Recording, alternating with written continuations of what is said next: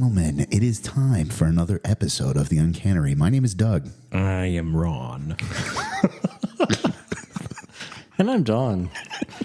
Today, We have a substitute Ron in today. I didn't think I was going first. Skin suit Ron. absolutely AI particle version of him. That's going to be Trying to see what we can get away with. It's getting wild. It's getting wild. And today is a day that I'd like to get wild. Would you gentlemen like to get wild? Absolutely. There's no other reason I show up. Thank you for not even hesitating. Don? No, I prefer mild. Okay. Medium spice episode coming your way.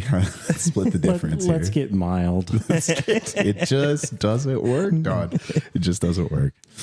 I'd like to start by bringing us back to a time. I don't know. I guess it could still be present in your life, but for me, it was definitely childhood. I would like to talk about, did you ever have an experience with either maybe a board game, a card game, an interactive experience that was supposed to be equally as much fun as it was supposed to be educational? Maybe I could give you some examples. Like maybe you had a board game that you pulled cards that had facts about history that you would read, or a video game that you're a character jumping around and every platform you jump to has a different math problem that you needed to complete, or you had to chase down a supervillain spy that was stealing things. A Mexican woman. Yeah. We don't know if Carmen was Mexican. I know that she was Latin American. Honduran. Yeah. It could be. Or maybe taking pioneers across the lands. And I don't know. I'm obviously leading us to edutainment a bit here. But do we have any experiences? I want to call bullshit on the fact that you're saying this is for you. This is a long time ago. This is from my ancient youth. I no longer play games. I'm now much more serious in person. Well, I don't know if I play as many that education is at the forefront. You're a pretty confident typer today. Yeah, perfect example. Like a teaching typing program that gives you video game type rewards is a very good example. I had Mario teaches typing, and yeah, he would jump and move faster the faster that you typed. May I posit a question, Doug? I'm scared. Where do we put games like, let's say, Wordle? Right? Like these sorts of Scrabble. Are these edutainment games, or are these just games where you already show off the knowledge you've accrued, or are you? I think it depends who you're playing. If you're playing my wife, you're learning. If you're playing Doug, You're teaching. It is sad that I am an English educator, and probably the board game that I'm worst at is Scrabble. Absolutely. Just I'm really bad at Scrabble. Pathetic at Scrabble. I just do not get creative with the letters that are in front of me. Anytime I get like Boggle, Bananagrams, any of those type of games, I'm just like, well, there's the and. Yeah. Exactly.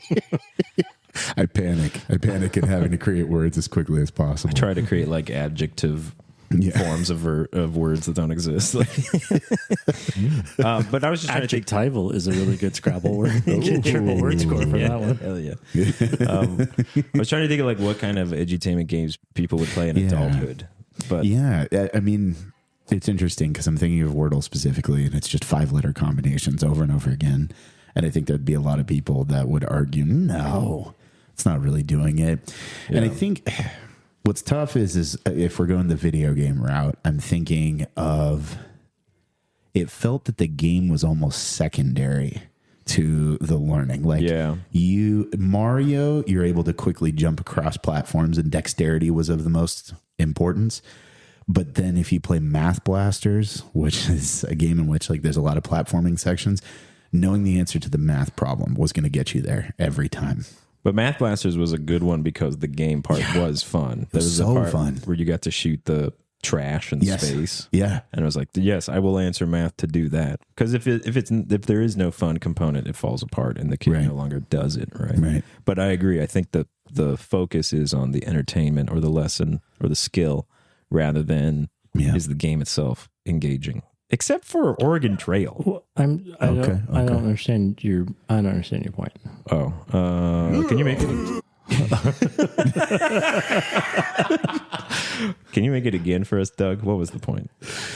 Well, I think here's what I'm confused. What I heard you say was that the game is secondary, the education is first. But it sounds like what you're saying is that the game has to be fun and engaging, or else the learning doesn't happen, which I think inverts that. Yeah. No, I agree. I think when it's really good, the last thing you said is correct. But I think that a lot of times the makers of these games didn't know how to make a good game, but they like wanted to make something educational. It's kind of like a stop smoking ad, you know, where it's like we really want kids to stop smoking, and then but they don't actually make a good ad. Well, it doesn't work. And the reason that they don't is because they're always created and scripted by adults who don't understand the kids' culture or what the kids are facing in terms of peer pressure and all that. And so it comes across as the librarian put together the anti-smoking ad. The same thing is that was always my impression of these games, because they were really cool games that were fun, that were not educational, and then like, here you can do math and kill robots or whatever. Like, and it was like the weakest version of like your school marm who like sat down and tried to invent a game. And but Doom is right there. Can't I just do that? Exactly. Yeah. And you can run Doom on a pregnancy test, apparently. Yeah. Sure can. Sure can. Yeah, it is interesting because that game element needs to be there. And I suppose that's why I struggle with this, is like, where does the line go? So do we all have Oregon Trail in common? Have we all played Oregon I definitely played Oregon Trail. Yeah. Damn. Don, you take some spins? Oh, yeah. I played Oregon Trail in social studies class. Wow. Yeah. Okay. I'm guessing the Apple II? Is that where we're at? Or is this? Apple II E. Okay, Apple IIe. What did the E stand for? Accelerated? It doesn't matter. It just was. It was edutainment. Yeah, I think it was something about education, but I don't think it actually ever was announced. It's kind of like an iPod never, like, what's the I stand for? Nobody ever knows. I just wanted it to be the radical spelling of accelerated with an E. But, that's why you don't play Scrabble. The radical spelling. I set you up for that one with an X. Yeah. That's it. Yeah, that's also very exciting. Yeah, definitely. Maybe. So we never played it as a lesson, but it was like there was a dusty old Apple II or something in the back of the classroom, and if we were good, we got to play it in third grade for like 5 minutes or something. What was the educational part of Oregon Trail? Was it just like an RPG where it's like putting you in the mindset of a pioneer, but there was no like math questions or like you had to answer a trivia question to proceed, right? There was choices though. Yes. Like, which trail do you take? Do you take the trail with the shortcut? And so it was partly about learning the logic of making decisions and the risks of, that you might make it across the river, you might not make it across the river. Yeah. I remember being able to make choices about pacing. So the version that I played was not the Apple II. I think that I played one that was built into Windows and they'd updated graphics. And so some of this might be things that they added on later, but these were like choices that I was really into. You got to choose your pace, like how fast or how much you wanted to push your oxen. So it would be like, do you want a strenuous pace? Do you want this to be fairly, to use Don's word, mild in its approach? Don would have gone that route. But there was rewards if you kind of risked it. But then things would happen, like your wagon wheel would break. And then what do you do if you're broken down? And did you get extra supplies? Did you have enough food? And should you go hunting buffalo? Or economics of you buy this much to make it to the next point. And so that one is interesting because I almost look at it as a fully fledged game that I think even if you didn't get, for example, I think you could pull somebody in who barely understands, what's going on with a computer and maybe doesn't understand the period, and they would have a lot of fun playing it because the game element is there to kind of simulate the experience so much that it seems like the teacher's job would be to put in, here's why you were experiencing this. That one feels so game. Yeah. And it's at its core. Instead of kind of putting it in your face of, like, this is why you're playing this. The pioneers did this too. Yeah. Luckily, you're not dead. Ken Burns doesn't show up and like read a letter every 30 minutes. Yeah. Plus, sustaining Manifest Destiny and westward expansion and the glories of the America taking over the plains. Yeah. And that's the thing is like, I'm not trying to say that it needs to have that boring element, but so often it did. Like the ones that were bad, because I often that would be the case is I think early early on, my parents saw that I was interested in video games. My dad played them a lot more. So my mom would come home with ones that were like, and here's this one that teaches you about, and I'd play it for a very short period of time and then go back to ones that were more stimulating to me in a different way. For my youngest siblings, I remember we had some sort of like fake iPad where it was like preloaded with like edutainment games for toddlers, and that never held their attention. It was also like super dull. It was like, here's a caterpillar. What color is he? You know, that kind of stuff. Yeah, absolutely. We played Humongous games. Do you remember Humongous as a developer? They did like Putt Putt and Freddy Fish and blah blah blah. They were more point and click like mystery games, and I think in the vein of Oregon Trail, it was more about decision making and detail of, you know, maintaining and combining details to draw you to the right conclusion, more than like a literal here's how photosynthesis works or something, you know. I had one it was when I got my first Macintosh, so late 80s, and it was how to do abdominal surgery. It was, wow. Yeah. And it was, and I remember it because it was black and white. Like, so I had the Mac, I never had one of the black and white Macs. When Macs first came out, they were monochrome. So my first Mac was a color one, but the game was monochrome. Okay. And yeah, you had to like and it was intended to be anatomical training, literally for surgeons no. How did you wind up with that? Someone just an aunt gave it to you? No, my parents bought it for me. Yeah, because they were trying to promote the idea that I was going to be a doctor. So here's this thing, and here, Don, cut people open. We like that. And you'd have to like, you know, clamp bleeders and cauterize them, and like all the right steps in surgery. But I really don't feel like I would confidently cut Doug open right now, even though I successfully played the game several times. That's good. That falls into the category of like flight simulators, where it's another, like, is it really a game? I had like my friends when I was growing up loved these games, and I'd watch them. I was like, what are you doing? This is not a game. Like, you're taxiing at the Dallas airport. Like, this is not fun. But now, actually, the Dallas airport, the taxi is like a half an hour. Yeah, absolutely. But it is supposedly giving you a skill, or sometimes right. But is that gameplay? Like, you're right, like that, because real pilots use that, right? And like if there's a crash or something, they'll run that simulation with other pilots to see if the decision making process was done correctly or the best that it could have been or whatever. But that doesn't sound very fun to me. That sounds like functional, right? Yeah, agreed. No. But not Math Blaster. No. Or how much more fun would it be to fly a plane, though, if in order to take off you had to get the math problem right first? Yep, that's right. I mean, you kind of do, I suppose. You got fuel ratios. Well, altitude. How big is the tallest building? I think that's good enough. Yeah. Dodge the mountain. What's 4 times 9? What's 4 times 9? I got my pilot's license the second I knew I could do math under pressure. That's right. I just can't spell. That's we learned.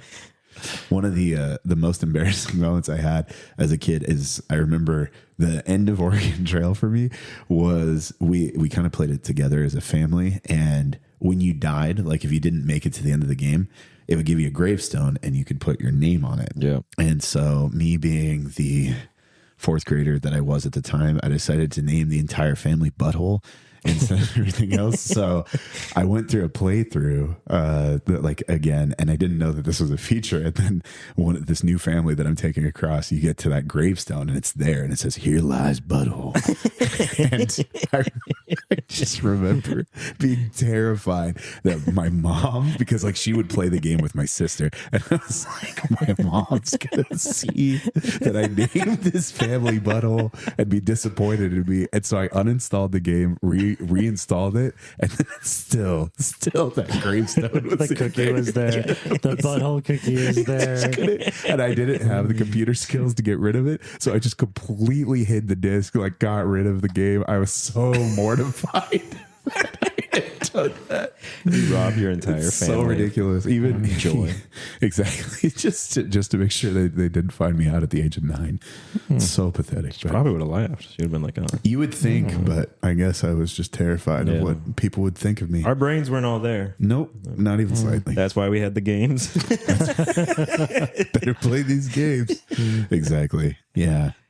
It's interesting now. Yeah. So to launch us into this, I think that we're in a different time now. I remember specifically a section of Target, like you could go to, like they would have modern games, and there'd be a whole section that's dedicated to those types of games. I remember going.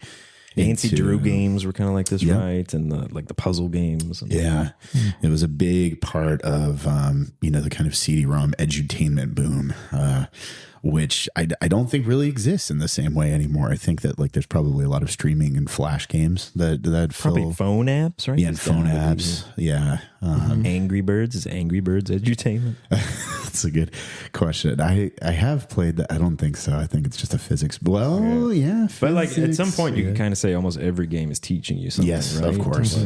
But is it teaching you, I guess, something applicable outside of the game? That's the most frustrating thing. Yeah. Because you work with, I don't know if you've ever had this experience, but I work with young people who will tell me from time to time, I just can't learn that thing. But then you put them in a first person shooter and they know exactly when the bad guy's popping out behind which box, and like, come on. Yeah, absolutely. How can you memorize that? Right. Exactly. Mm-hmm. Well, generally, the ones that we've described, with the exception of me tarnishing the Oregon Trail with the word butthole, they're very much equipped and prepped for children to be able to learn these things. But what if I told you that there's quite the outlier that existed in 1994 in the United States? Would you believe me?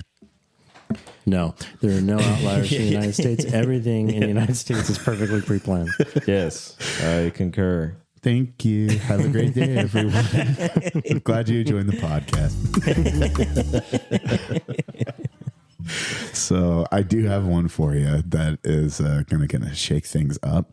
Once upon a time, the Kyoto City Board of Education in Japan decided to fund their own edutainment game. They specifically were discussing with departments of history and education, and they were looking to create an edutainment product. And the product that they settled on became a game called the Cosmology of Kyoto. It was released in Japan in 93, came to the States in 94, and then I think Mac 95. Like it's kind of rolled out slowly. It isn't the most played game by any means, but this is something that I came across through just looking at. I don't know how I got onto the topic of educational games. I just went there and I stumbled upon this gold mine. But this educational video game centers around, again, cosmology being this idea of origin and birth. But it also did an incredible job of documenting this period from a historical point of view. I'd like to take a very different approach as we go into this. I was wondering if I could show the two of you some images from this game, and I was hoping that you could describe them for our audience. Would you mind doing that? I like that. I like pictures more than words, so... You probably don't like podcasting very much, but that's all right. Why isn't this a movie yet? That's a good point. Which one of you would like to go first? Not it. I'll do it. Yeah. Okay. Give me the first one, baby. I've never heard of this game. This is a real game. So this is a little bit pixelated. Forgive me for this, but this is the first image I'm going to show you. Tell our audience a little bit about it. All right, cool. We're looking at a landscape picture of what looks like a medieval Japanese village, like shacks, lean-tos. If you weren't telling me this was from Japan, I would think Bethlehem. That's the vibe I'm getting. A couple of people walking around in robes.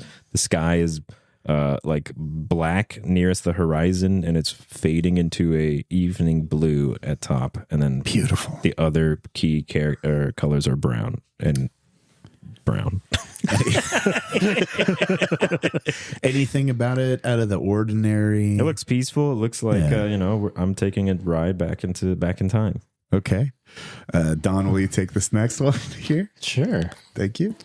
All right, so we have a purple background that gradiates from dark to light, dark at the bottom, light at the top, with an elderly, looks like Japanese man, again wearing a robe that seems to be a little bit open at the neck. Okay, and he seems to be giving a wise saying. There's a subtitle under it of him saying, "Happiness to all beings who live or will live." Okay. Sounds educational. Maybe it's trying to teach you a little bit about the peace that you can have in Buddhism. I don't know. Wonderful. I like this. This is kind of like, I guess this is like Oregon Trail's the same, right? It's like American history. I don't feel like I know what I'm supposed to be learning. Yeah. I don't know what I'm learning. I don't know why I'm learning it. That's a great question. I don't know how I'm learning it. You're starting to sound like some of those young people. They all talk that way. Let's keep going here. Let me hit you with this one, Ron. What do you see here? This is quite different. What do you mean? This is a picture Gollum from the 2002 film, The Lord of the Rings, The Two Towers. And he's gray, sallow skinned with an very emaciated rib cage. And he's got a very frightening rictus. He's staring at us. He's gnawing his own wrist. He's gnawing his left wrist. His right wrist has already been bitten off. There's exposed bloody flesh and a bone sticking out of his arm, his forearm. And then also his thighs look like they've been... He's eating himself. This man is eating himself. Very good. And I'll at least hit you with a preview right there, Don. Let's go to the next image. Don, will you take this one? Sure. Okay. All right, we have a black background with a red demon face in the top right corner with windswept hair, very and very coiffed, very David Copperfield 1980s hair there with two. He's got an underbite with two fangs sticking up towards his nostrils, and in his right hand he is gripping like a basketball, but it's not a basketball. It appears to be a bald human head. And in his left hand, he's got a pair of pliers. His right thumb, the thumb that is gripping the head, has looped into the upper eyelid of the head and is holding the eyeball open, while the pliers are just in front of the eyeball, menacingly close. So, a needle nose plier or like a... These are more needle nose than any pliers I've seen. Yeah, they actually are. The tips actually look like needles. So yeah, and the head that is being palmed is mostly white and gray, and does not seem to be enjoying the experience. Listeners, the head is conscience. Yeah. It seems to be a person, but I can only see the head. So yeah. Listeners, I do want to apologize for the graphic content in this episode as we continue to proceed forward. And I just want to reassure you. That's not true. You chose this for the graphic content. I'm having a really good time. But I do want to say that my laughter is only in that I get to trick these men into looking at these things. And these are pretty very beautiful descriptions. They're fairly detailed images. This is not like original Oregon Trail pixels. No, and especially, I mean, if you're telling me this is a 1990s video game, like the graphics cards back then were not super great. So this is, these are clear illustrations. They don't look like photographs. But yes, I would say highly detailed. So you'll have to refresh me, but was this a period in Japanese history in which demons were predominant upon the land? 1990s was rife with demons, especially it was right after the 80s satanic panic. Shinrikyo allegory game. This right? We're back. Absolutely. Ron, you can take this next one here.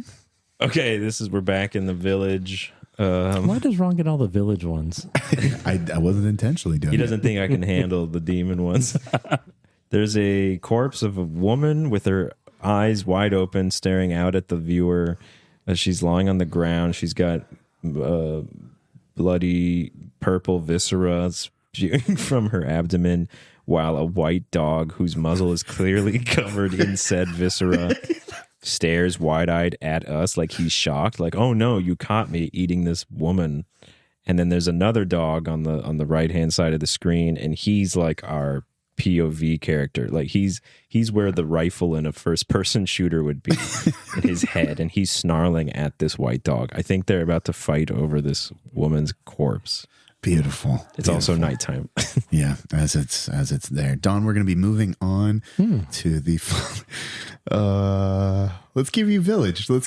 You were so concerned. This seems to be in someone's abode, but I'm very It's like I'll describe this one. So I think we should do our next episode at an art gallery, because I think we can just do a whole podcast describing images to people. Let's go to the Thomas Kincaid gallery.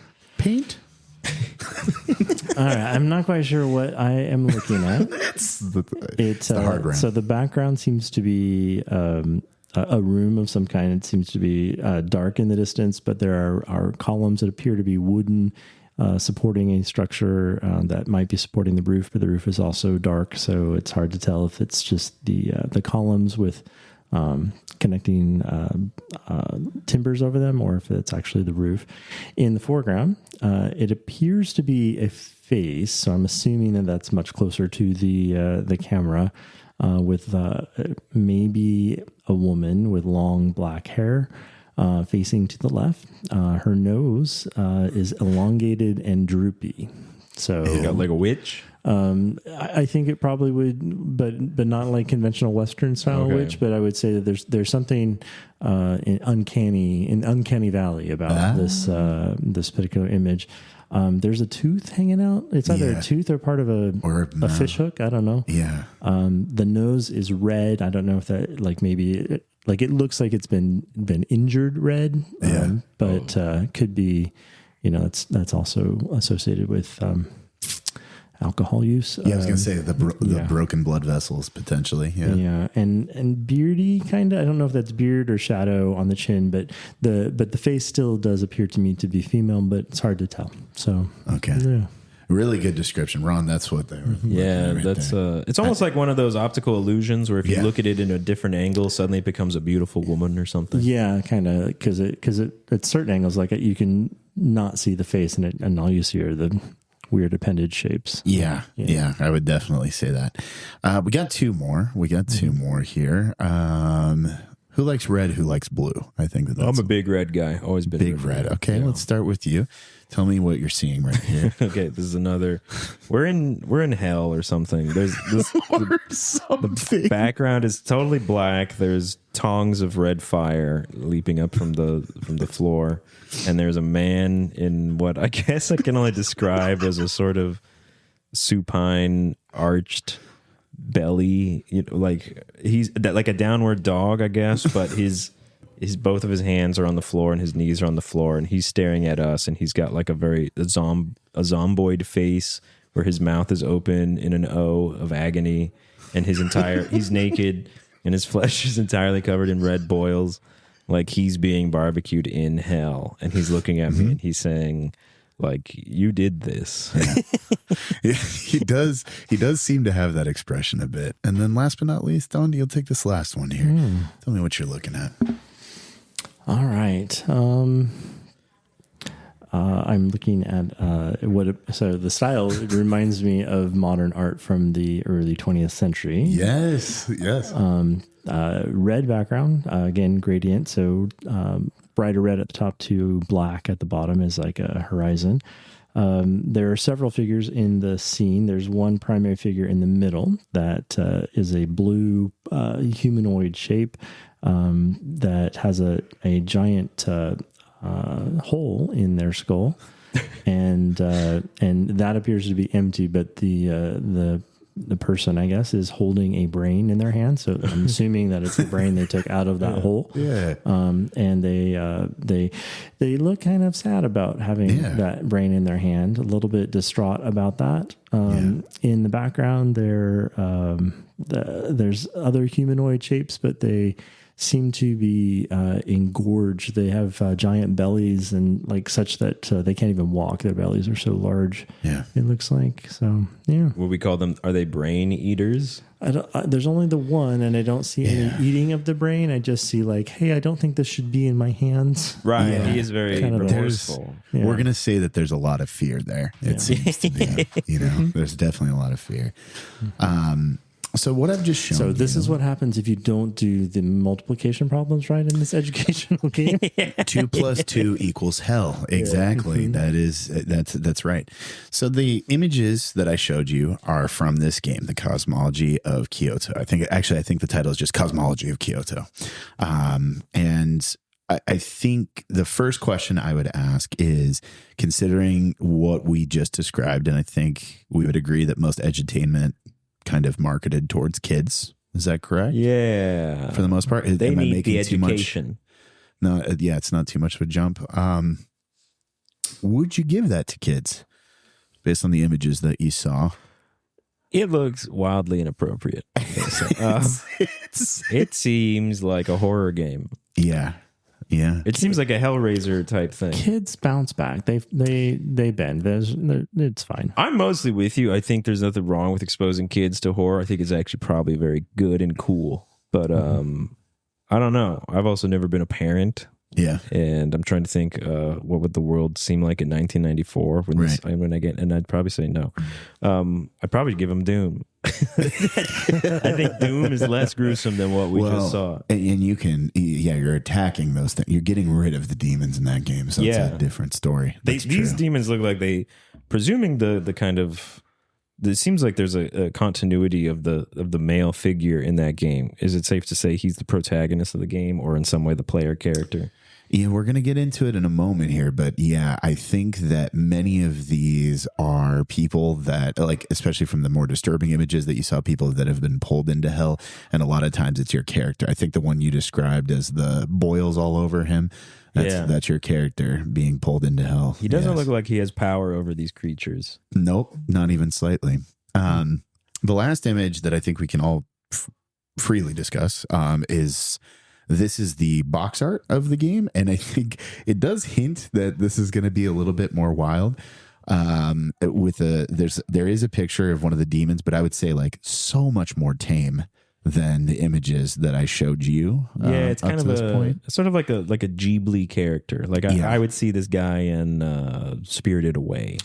So the box art image has the building at the top. I recognize the columns from the image that I was describing, and then a red stripe across basically the middle. Maybe it's a little above the middle. It says Cosmology of Kyoto, a visual mindscape of old Japan, and the bottom part is black with two figures. On the right hand side, there's a more human figure. It appears to be a female, and I kind of recognize that face as it looks like the nose lady. The nose lady, but her nose is covered up with a hand. So I don't know if her nose is really that big and it's just disguised, or if it becomes that big in the gameplay. Well, you have to buy the game to find out. That's right. And on the left hand side, there's a blue, it looks like demon face. So that's what we're describing here.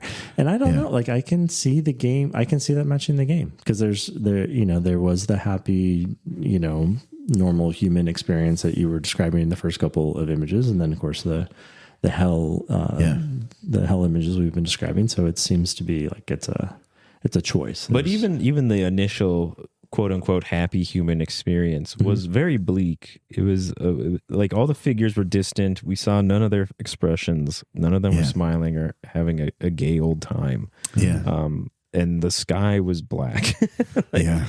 There's a lot of black in this. I think was characteristic of the time. Like if you go back to a lot of the... skies were black? Skies were black in the 90s. It was part of the gameplay. Oh, you mean the 90s, not the historical Kyoto. Right. I think it was a choice because of render distance in games. Oh, yeah. A lot of times it would. It's one of the coolest. I think it's something that like people now almost fetishize in making newer games if they go with the retro style, is that kind of endless black that's just beyond the screen. Right. That's there. I want to hear more about gameplay because I've got another theory about that, so that we can come back to that. Sure. So Kyoto City Board of Education commissions this game. So that's where we start. The game is structured around you are a nameless player. You can design your character. It's not a very complicated design. It's basically like, what shape would you like to be, and like weight wise, and then you kind of start. There's no clear goal in this game. You literally start in the middle of a field. There's a corpse and there's a mirror in front of you. There's a corpse. You take the things off of that and you're on your merry way. You just gain items from that and then start to move. There is a bar to the left-hand side of the screen that goes up and down, although it doesn't seem to have clear indication of what it is. Later on, you find out this is a karma bar based on your actions that you take in the game. And again, there is no clear goal. It's a caramel bar? Yeah, I wish it was caramel, as they say. Well, some do. Karma. Three Musketeers boy. Yeah, this putting good or bad energy into the world and in your decision making that can affect the conditions of your life and afterlife. But what's interesting is the encounters that you have in the game as you explore this Heian-era Kyoto. Are completely up to you. It's completely open world in the way that you explore. So there's only a few conditions to actually, in quotes, end the game. But everyone's route can essentially be different. You're given a map, and you can kind of continue in. Are we like talking to characters? Are we walking up and people being like, what's up with Kyoto? And they're like, I'm a fishmonger and that kind of stuff. Absolutely. Okay. So you get right after you corpse, grab some items, head on your way. You go to that building that you saw on the cover of the box. There's a samurai that's waiting outside.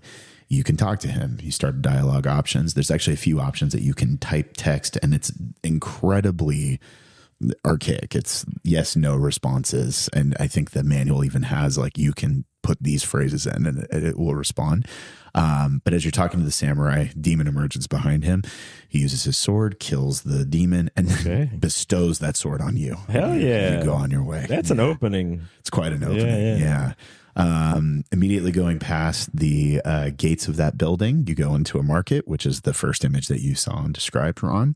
You have some interactions with people. And then from there, one of the things that's interesting is the playable characters. The interactions are just fairly shocking or unsettling. There are some nice ones, like I showed you one, Don, where it's him talking about peace being upon you. Mm-hmm. But a lot of the interactions, especially with the initial people in the market, like for example, there's one woman who's trying to sell you some food, and she actually throws up into the food and then says, "It's good, try some."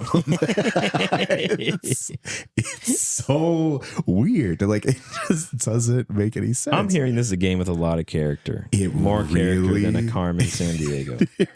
It really does. I mean, don't go after Carmen that hard, but yeah, it does seem to have quite a lot of character.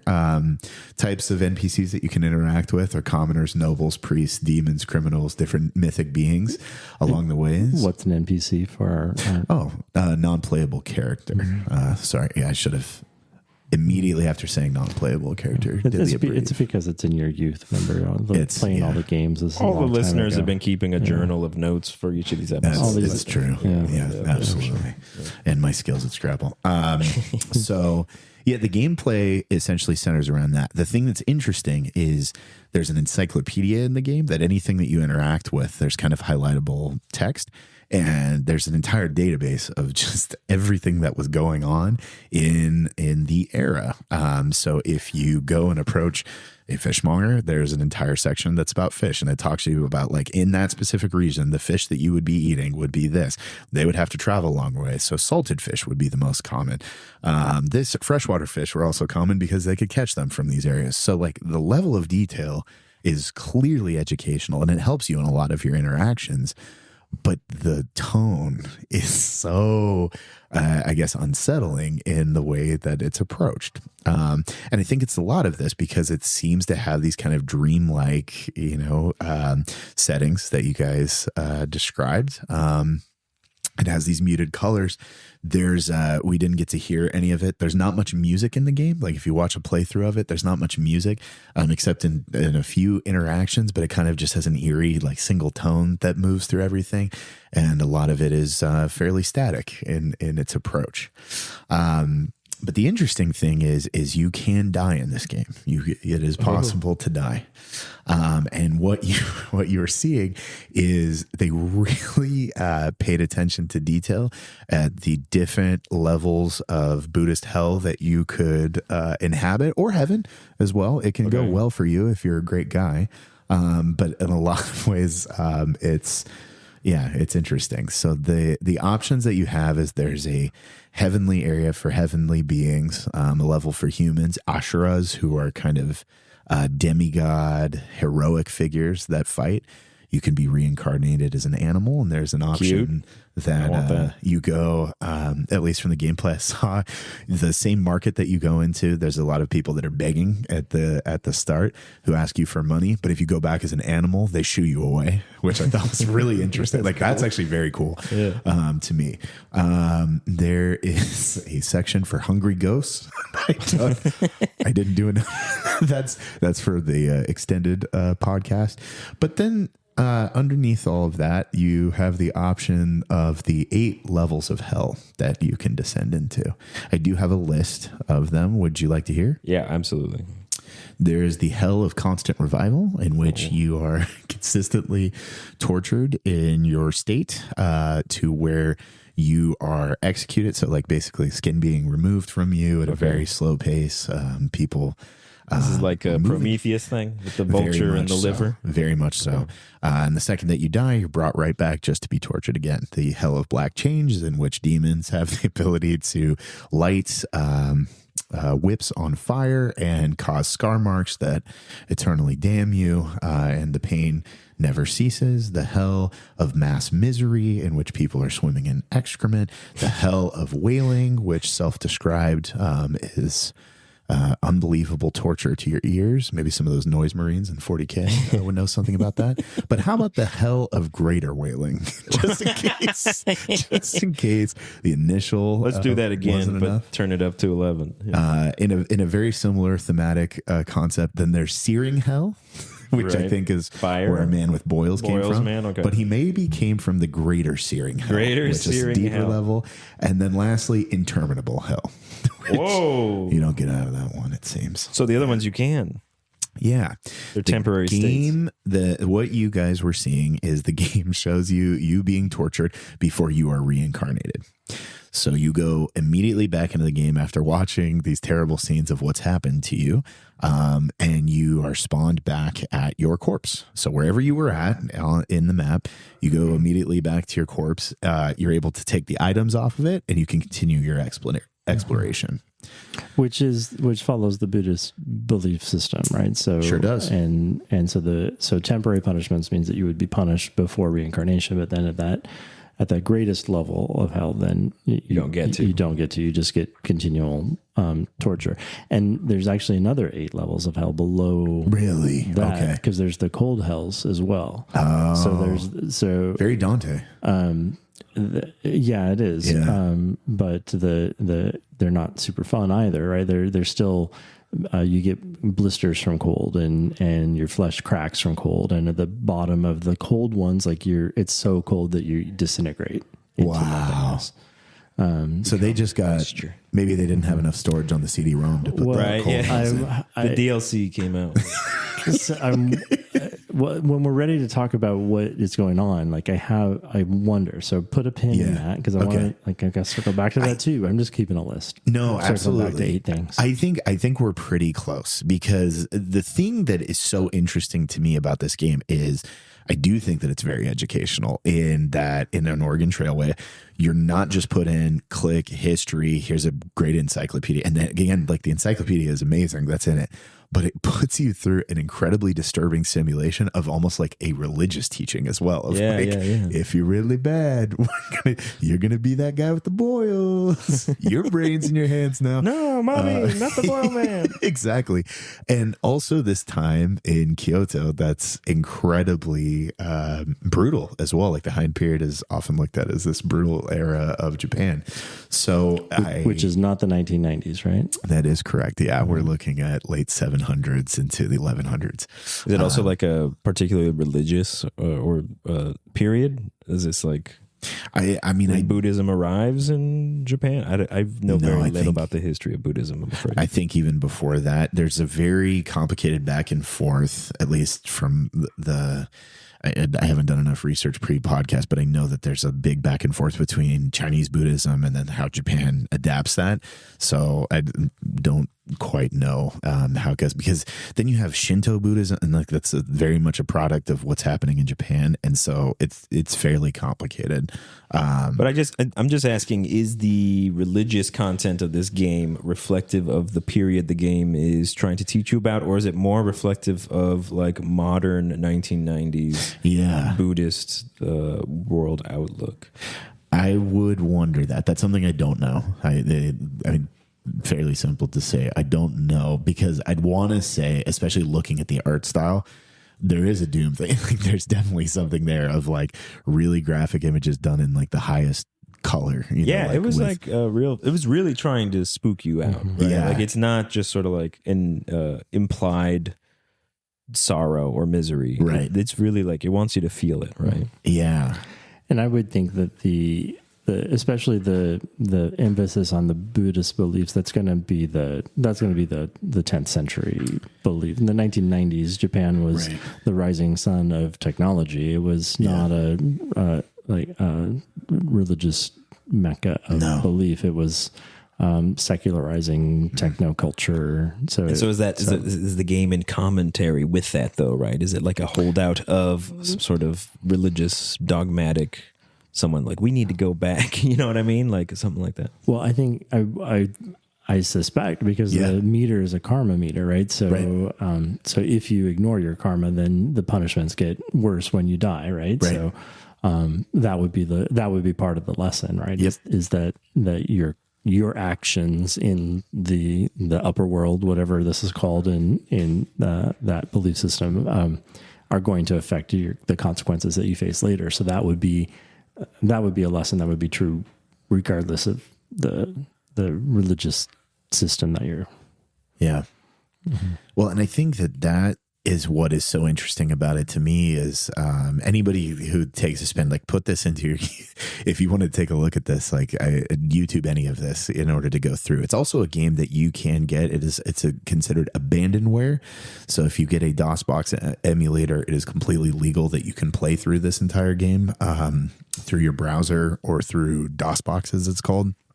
But it's interesting to me because it feels very one of a kind. Not that I'm the edutainment expert, but again, we all have these common experiences with Oregon Trail and Carmen Sandiego and these things, math blasters that we instantly recall. Yeah. And this is so different on so many levels. Those games have like bright colors. I remember like yellow featuring in almost all of them.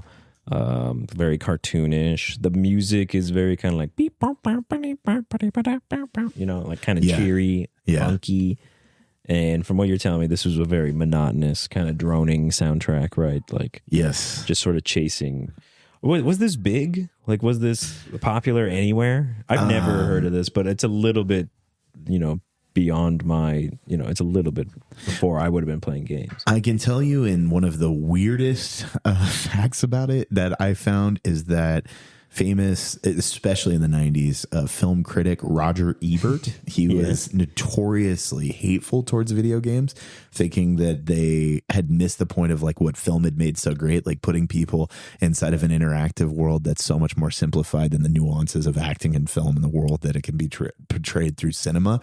He was obsessed with this video game. Like, he just thought this was the highest level of achievement. Like, he just said, was he getting divorced at the time? What was going on? Or he's a sadist or a masochist, I guess, right? Like, he just enjoys the pain. Maybe he had some karmic beliefs that we didn't know. But yeah, he adored it. So yeah, I don't have sales figures necessarily, but it is interesting that it's also state sponsored. Like, this is what they came up with, because I think of any educational meeting that's a government sponsorship and just thinking of the image of the guy eating his body off of himself, which all of these I showed you still images, but these animated are incredibly graphic in their depiction. So it's a wild one. This is a wild. I'm sorry, it didn't end up being mild, Don. This is wild to say wild for sure. I'm wondering if what you are perceiving as wild or possibly inappropriate for children, like, is there has to be a cultural element here, right? Big time. And especially in the 1990s, like internet is just starting. So the world is bigger then than it is now. So the games in the 1990s in Western cultures like ours, America, right? It's about controlling your world. Even Oregon Trail. Yes. Right? You're presented with decisions in order to control your own outcome. Right. It sounds like you don't get that. Like there's some karmic choices, right? But even if you make the right karmic choices, like you can still wind up in hell. Correct. So the message is different from you can control your world, which is the very capitalist Western, overachiever, and much more like the world can control you. Right. Yeah. It's not up to you what happens to you. You just have to endure. And so, the values that are kind of instated, I mean, they would be shocking to me. I mean, to be fair, I mean, this is where we have to get into there. I mean, one of the images that I saw from hell is a giant poker being shoved through the rectum of one of the people and coming out of the mouth on the other side. And I don't know. I mean, maybe I'm being too judgmental. Maybe that is also an absolute. We used to do that in Western Europe, with real people in front of used children. To, Don. Sure. Used to. That's exactly. I think maybe in 1984. But it's a historically accurate. It's you're not wrong. You're not wrong. So but next to Carmen Sandiego. I am with you, Don. Where I think there's a contrast between just sort of like how, at least in America, how like puritanical our treatment of children is, and the things we really want to try and block them away from. Whereas like even like Studio Ghibli films have that eerie, kind of frightening quality to them, and those are all kind of billed as children's films at the at the same time, right? They got weird tentacles coming out of bellies and stuff like that. That's absolutely true. And I mean, and that's, I think what is so fun about it is to stumble across something like this that I think I'm fairly confident, like for an American audience, is going to be far more shocking. I will go back to imagining that my mother comes home with like, like a bundle of games, and she's like, I got this one, and this one looked really interesting. I love Japan. Would you like to try it? And just imagining her horror in the first levels of hell that you're going into, I think it would have been one of the ones that's banned from the house immediately. But you're right. I mean, it is a huge cultural difference in that way. I bet a kid would love it though. Oh yeah, because it would feel honest, right? This game's really trying to tell me something. It's telling me that there's multiple hells. Exactly. Yeah, I mean, I would definitely be like, "Yeah, you guys want to see something really messed up?" Yeah. This is something you're showing to your buddies, and then they're complaining about to their parents, and then you're not allowed to hang out with them for a week. That's exactly right. But you're definitely cool. Yeah, you're definitely cool. That's right. When did this come out? 1993 Japan, 94 America. So that's the same time as Myst. Yes. So that's what I was thinking when you were talking, Ron, about how everything is black in the distance, right? And there's like a limited radius so that you can see. Like Myst did that as well, right? And you couldn't see what the next puzzle place was going to be until you'd solved the previous one or got the right thing out of the book, or right. And so Myst does that, right? Because it's partly an exploration as well as a puzzle solving. Yeah. And it sounds like in this one, it's mostly about exploration, right? So you need to find the fishmonger so that way you can learn about medieval fish or whatever it is that you said we're learning. Yeah. And then you also learn that you can go to hell and get your intestines eaten by dogs or other fun things. Yeah, Myst had it that you could be trapped in a book forever if you made the wrong decisions. So that is true. But then you just reboot it and you could you can go right back. Yeah. Absolutely. It's like reincarnation. That was the American version. Myst was the sterilized Spoiler version. if you haven't played Myst yet, by the way. Thanks, Doug. Yeah, I know. Yeah, that's it. So successful in its goals, great edutainment. Everybody should have had it. What a mistake. Yeah, I feel like I missed out. I wish I'd played this. Well, you can. That's the good thing. I'm not. I got too much stuff to do. But when I was a kid and I had all the time in the world, I would have loved it. I know. Mm-hmm. I think we all would have. Yeah, definitely. I don't want to speak for Don. Maybe you would have hated it, but I don't know. I think I would have been bored. Yeah, just the point and click wasn't enough for you. Yeah, like I feel like I would want to, like I would turn it on and then like walk away until I died and then come back and just watch the torture videos. Like that would be interesting. That's the fun part. The exploring part, I think, would be mind-numbing. Oh man, that was the fun part for me. Even in Myst, like that's a perfect example. I loved seeing what was beyond the next. There's something about an open world that always did that for me. But these are the first game. Like Myst, I think, is the first game that experimented with that open world. Like it's non-linear. You don't have to solve them in order. Like there's a linear component to it because you got to solve. Like I remember there's like that fuzzy video thing that you have to fix in the book, but. Like you could solve the puzzles out of order in different orders, and it sounds like this is this. Like there's not a sequential series of encounters in this one either. So it's the very early experimentations with that, and that's it. We owe a lot to Cosmology of Kyoto. It seems like absolutely. We I don't know. I'm definitely a fan. I think I am going to take it for a spin. Did you play? You haven't played it yet. Yeah, I mean, we did maybe 5 to 10 minutes of playing around with it, and then I watched a few YouTubers go through it, and I was fascinated after that. But I kind of want the experience because it seems like even in watching them, like I don't think that those are going to be the same, choices that I would necessarily make, and it seems to be really interesting. So it's up my alley. And this was a CD-ROM game. It was. So it would have been the kind of thing where like you make a choice and then like and then like finally the decision would load. And if you've made too many choices too fast, your computer goes it just starts to really sound like it's taking off. Exactly. Yeah. Well, gentlemen, I wish all of you the best levels of the afterlife. Yeah. And I really appreciate you participating because if you hadn't, it probably would have been interminable hell for both of you. If we have to go to hell, I hope we all wind up in the same one. Well, there's a few that I wouldn't want. It'd be too shameful for me. Like, don't look at me as this happens. Ron, you can hang out in Greater Wayland. To be one of the cold ones. Yeah, I'll take the cold ones too. I'm an AC guy myself. Yeah. Anyway, until next time. Thanks. Thank you, Doug.